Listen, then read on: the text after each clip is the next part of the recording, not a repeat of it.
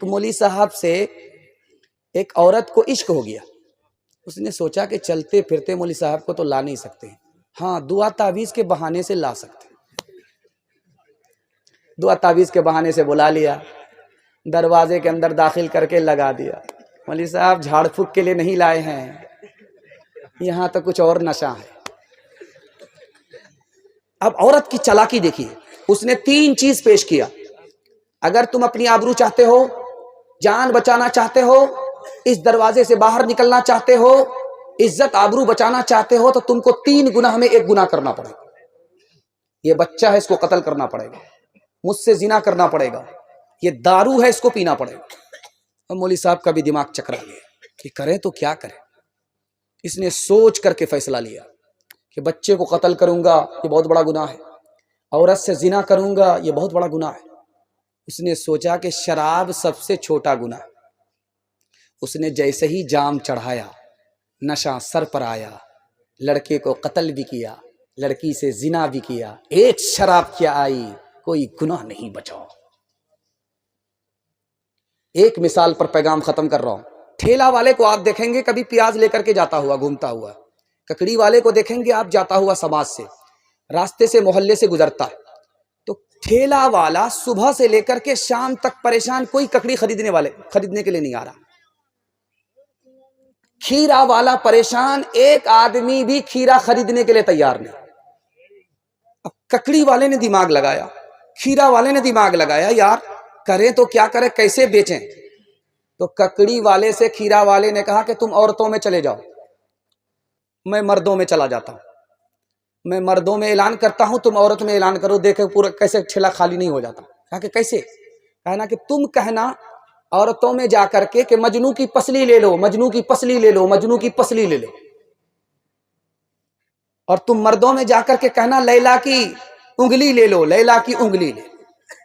اب جتنے مجنو تھے پورا ٹھیلا صاف کر دیا, جتنی لیلا تھی مجنو کی ساری پسلی خالی کر دی. آپ کو اندازہ ہو رہا, آپ حیرت کر رہے ہیں. پٹھان فلم دیکھنے کے لیے جب بہار میں ٹکٹ نہیں ملا تو اپنے بھائی کو فون کیا دلی میں کہ تم ذرا ٹکٹ لے لو. تو بولا کہ ہاں ٹکٹ ہو گیا ہے.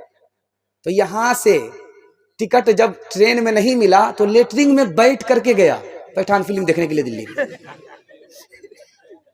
آپ کو حیرت ہوتی ہے کہ ایسے مجنو نہیں ہوں گے, یہ مجنو تو سب سامنے نظر آ رہے ہیں.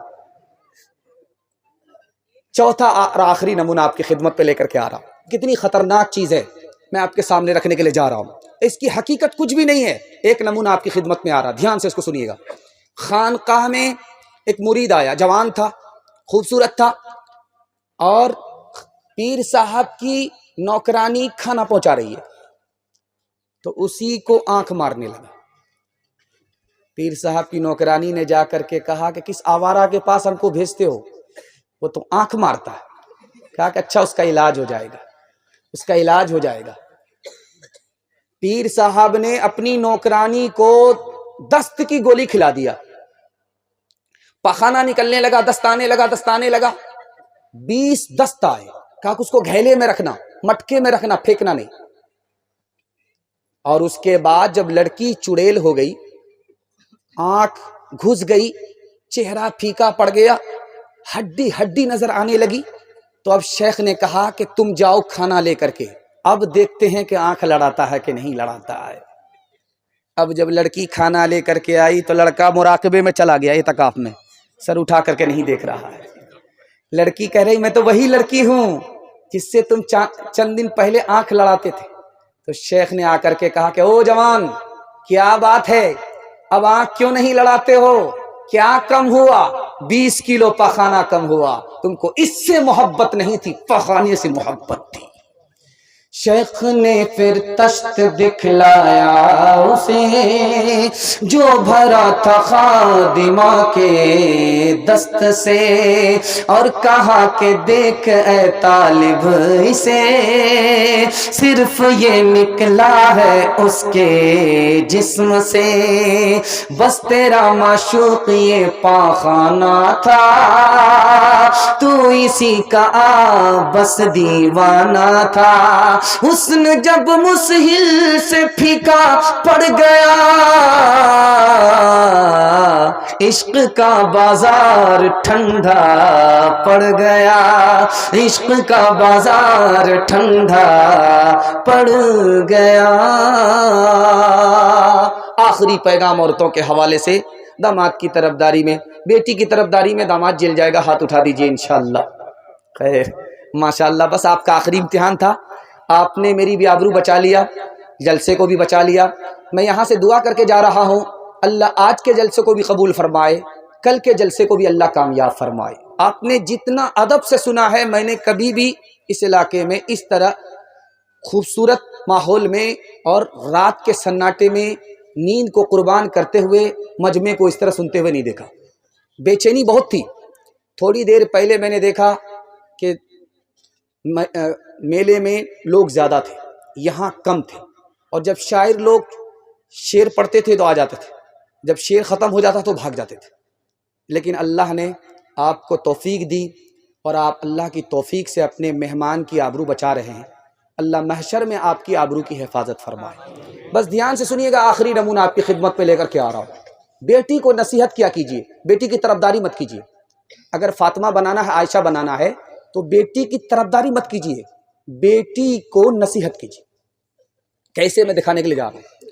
حضرت عمر نے اپنی بیٹی کو پرائیویٹ میں بلایا، بلا کر کے کہا کہ میری پیاری بیٹی، ایک بار تم نے نبی کو ناراض کیا، نبی نے تمہیں طلاق دے دیا، میں نے تمہاری طرف سے معافی مانگی، نبی نے تمہیں معاف کر دیا، دوبارہ نکاح میں لے لیا۔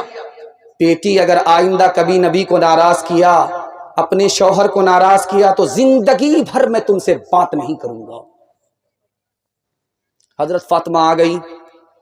اللہ کے رسول نے پوچھا کہ فاطمہ کیوں آئی؟ تو کہا خفا ہو کر کے آئی۔ کہا کس سے؟ کہا علی سے۔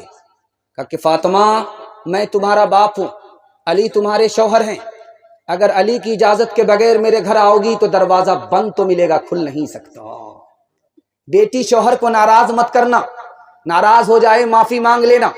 اگر شوہر کو ناراض کیا، شوہر نے معاف نہیں کیا، تم نے معافی نہیں مانگی، تمہارا انتقال ہو گیا، میں زندہ رہا، بیٹی میں تمہاری نماز جنازہ بھی نہیں پڑھوں گا، نماز جنازہ پڑھاؤں گا بھی نہیں۔ تیسرا نمونہ آپ کی خدمت میں لے کر کے آ رہا ہوں۔ رخصتی کا جب وقت ہوتا، اس منظر کو آپ دیکھیے گا، گھر کے سارے لوگ ایسے روتے ہیں جیسے کہ قیامت برپا ہو گئی۔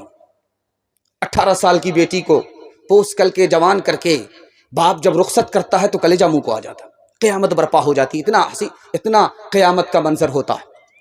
اس موقع سے ماں نے پرائیویٹ میں بیٹی کو بلایا، کہا بیٹی سسرال جا رہی ہو، غصہ مت دکھانا، بیٹی سسرال جا رہی ہو، شوہر کو بات بات پر ڈانٹنا نہیں ورنہ تم کو طلاق پڑ جائے۔ بیٹی سسرال تو جا رہی ہو، رانی بن کر کے مت رہنا، نوکرانی بن جانا، تمہارا شوہر تمہارے لیے نوکر بن جائے گا۔ بیٹی شوہر سے دور دور مت رہنا ورنہ وہ تم کو بھول جائے گا۔ بیٹی شوہر کے ساتھ ساتھ باہر ہمیشہ مت نکلنا ورنہ اس کو تم سے نفرت ہو جائے گی، تمہاری محبت کم ہو جائے گی۔ بیٹی جب سسرال جا رہی ہو تو شوہر کی ناک کی حفاظت کرنا، آنکھ کی حفاظت کرنا، کان کی حفاظت کرنا۔ تو بیٹی نے کہا ماں، کان اس کے ہیں، آنکھ اس کی ہیں، ناک اس کی، میں کیسے حفاظت کروں؟ کہا کہ بیٹی تمہاری غلط بات تمہارے شوہر کے کان میں نہ پہنچے، یہ کان کی حفاظت ہے۔ بیٹی تمہارے گناہ کی بدبو تمہارے شوہر کی ناک میں نہ پہنچے، یہ ناک کی حفاظت ہے۔ بیٹی اٹیچر پھٹیچر مت رہنا جب شوہر تمہارا گھر میں رہے،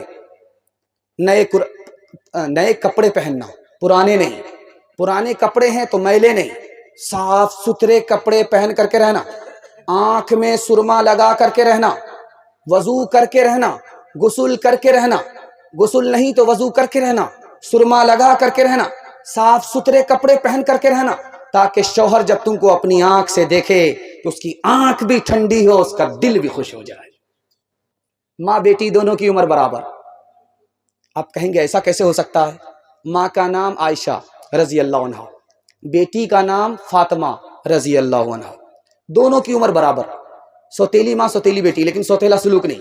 دل کی بات ماں بیٹی سے کہہ دے، بیٹی دل کی بات ماں سے کہہ دے، سہیلی جیسا سلوک ہے۔ ماں کی مجلس میں بیٹی مسکراتی ہے تو ماں ہوتی ہے، کہو بیٹی بے موقع تمہارے مسکرانے کی کیا وجہ ہے؟ تو فاطمہ نے کہا اماں خیال آیا. کہا کیا خیال آیا؟ کہ میں رسول اللہ کی بیٹی ہوں، آپ تو ابو بکر کی بیٹی ہوں. سمجھ میں آ گیا کہ بیٹی کو فخر ہو رہا ہے، ادب بھی دینا ہے، حوصلہ بھی دینا ہے. تو ماں نے کہا، عائشہ نے کہا کہ بیٹی تم نے سچ کہا، اسی نبی کے صدقے میں ایمان ملا، اسی نبی کے صدقے میں قرآن ملا. لیکن بیٹی مجھے ہنسی آ رہی ہے اس بات پر کہ تو بھی انتقال کرے گی، قبر میں پہنچے گی، تیرے حق میں فیصلہ ہوگا، تو بھی جنت میں جائے گی. میں بھی انتقال کروں گی، قبر میں پہنچوں گی، میرے حق میں فیصلہ ہوگا، میں جنت میں جاؤں گی. لیکن بیٹی مجھے ہنسی اس بات پر آ رہی ہے کہ جب تو جنت میں جائے گی تیرے ہاتھ میں علی کا ہاتھ ہوگا، بیٹی جب میں جنت میں جاؤں گی تو میرے ہاتھ میں رسول اللہ کا ہاتھ ہوگا. آخری مثال پر پیغام کو ختم کر رہا ہوں. جب سسرال سے پہلی مرتبہ بیٹی آتی ہے، پہلی مرتبہ، تو گھر کی ساری عورت گھیر لیتی ہے، سوال جواب شروع ہوتا ہے. ایک عورت کہتی ہے تمہاری سسرال کیسی تھی؟ تو کہتی ہے سبحان اللہ. تمہارے سسر کیسے تھے؟ الحمدللہ. تمہارا شوہر کیسا تھا؟ ماشاء اللہ. اب باری آتی ہے کہ ساس کیسی تھی؟ کہتی ہے انا للہ لا حول ولا قوت الا باللہ استغفر اللہ، جلے تو جلال تو اس بلا کو ٹال. اب ماں تو ماں ہوتی ہے، سمجھ گئی کہ میری بیٹی کو سب پسند ہے لیکن ساس پسند نہیں ہے.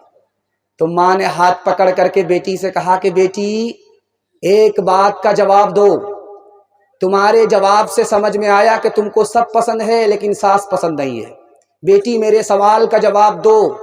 جب تو میکے سے سسرال گئی تھی تو کون لے کر کے گئی؟ کہ میری ساس آئی تھی، 100 لڑکی میں مجھ کو پسند کیا، اپنے بیٹے سے میرا نکاح کرایا، بہو بنا کر کے میکے سے سسرال لے گئی. اب ماں نے کہا کہ بیٹی یہ ساس کا احسان ہے، اتنی اچھی سسرال ملی. یہ ساس کا احسان ہے، اتنے اچھے سسر ملے. یہ ساس کا احسان ہے، اتنے اچھے شوہر ملے. اگر ساس نے احسان نہیں کیا ہوتا تو تمہیں یہ دن دیکھنا نصیب نہیں ہوتا.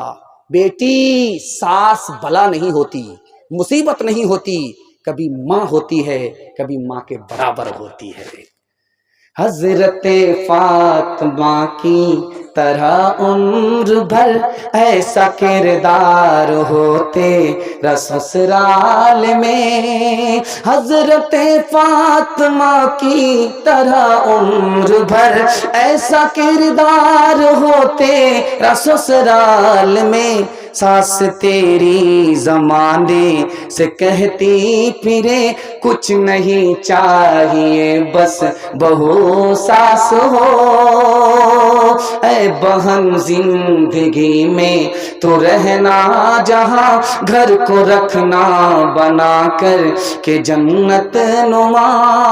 اے بہن زندگی میں تو رہنا جہاں گھر کو رکھنا بنا کر کہ جنت نما.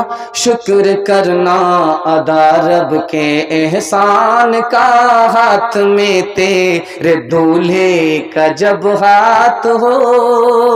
پیغام ختم ہو گیا.